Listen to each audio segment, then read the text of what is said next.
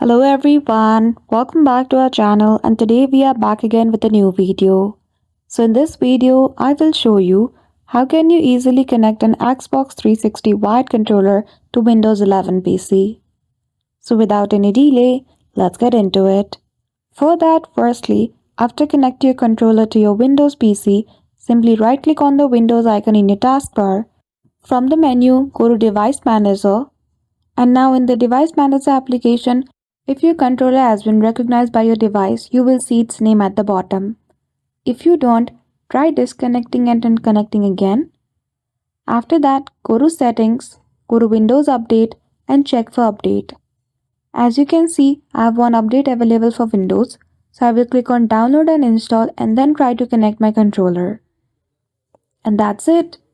Just by following this simple step, you will be able to connect your Xbox 360 wired controller to your Windows 11 PC.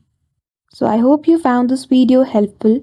If you did, don't forget to give it a thumbs up and subscribe to our channel for such tutorial. Thank you for watching till the end.